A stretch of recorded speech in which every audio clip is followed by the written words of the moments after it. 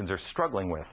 Cancer is the second leading cause of death in this country, leaving over 500,000 families each and every year without mothers, fathers, or children. But there's some good news. Canadian research team has come up with DCA. They believe it's a cheap and simple drug that kills almost all cancers. You heard that right. The real story is you can't have it. Not because it's unsafe, but because your blood's going to shoot out of your eyes, because it doesn't make any money. You and I know there's big money to be made when pharmaceutical companies develop new life-saving drugs. But the gravy train doesn't last for long. After investing millions and millions of dollars into research and to the development of a new drug, companies only have a few years to make their money back, plus a profit, before their patent expires, and competing companies can make a generic form of the same drug. So, back to this Canadian team and DCA. They're working out of the University of Alberta in Edmonton, Canada, and scientists have tested DCA on human cells cultured outside the body. They found that it killed lung, breast, and brain cancer cells, but not healthy cells. Got it? That's revolutionary. This is bordering on a cancer miracle. Tumors in lab rats that were deliberately infected with human cancer also shrank drastically when they were given DCA. So, where's the problem? Well, since DCA has no patent, that means it can be made generically from day one. No exclusivity equals no value. You know, I heard that today and I thought, you know, once in a while, maybe capitalism needs to be reminded of the value of human life. Dr. Evangelos Michelakis, he is one of the leading researchers working on DCA out of the University of Alberta. Doctor, am I overstating this? Do you believe this is a cure for many cancers? I'm not sure I would call it a miracle, Glenn.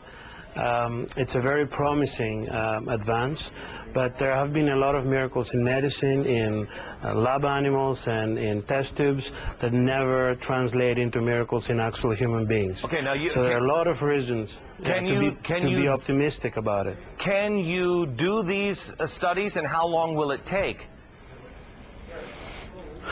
We are about to start these clinical trials in human beings here at the University of Alberta, and we think we'll be starting somewhere in the next couple of months. It will take several months to complete the first stage of these trials to know at least that this drug is effective in human beings as it was in human cells out of the body. Was this drug used for anything else? Is this drug on the market for anything else right now? It's not in the market, and you cannot find it in pharmacists. You can buy it in bulk from chemical companies, cell chemicals. However, it has been used for over 30 years to treat very rare conditions of metabolism, usually in children. Universities usually buy the drug in bulk, they process it, and then they treat these very, very rare conditions. We know that it's relatively well tolerated. There are some mild toxicities in these patients, but of course we don't know how patients with cancer will react to that. So this is something you could buy at a chemical company.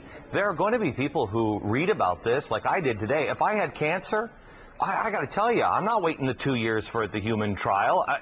If this has killed these things, lung and breast and what was the other? Brain cancer? If it's killed these things in test tubes and in lab rats, what's going to stop somebody who has nothing left to lose from going and finding some of this stuff and taking it? That's a very important question, and in fact we've been bombarded with this question.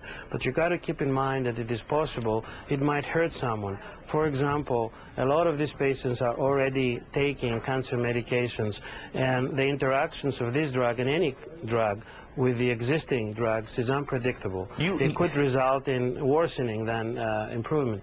So these clinical trials are really important to be performed appropriately and under the regulation of authorities like FDA or Health Canada. I have to tell you, while I see your point, I got to, you know, if I'm dying of cancer and I know I'm going to die anyway, I mean, how am I going to get worse than death?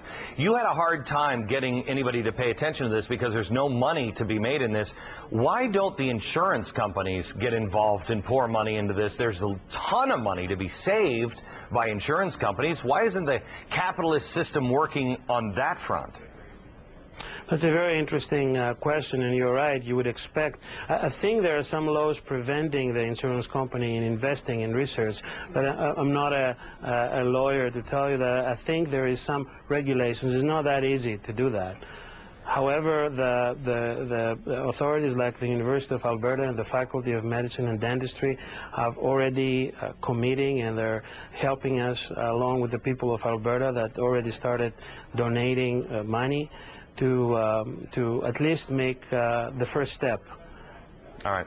Doctor, thank you very much. That is the real story tonight. If you'd like to find out about this story, or you'd like to tell us about another real story of your own, please click on to www.glennbeck.com. Hit that real story button. All this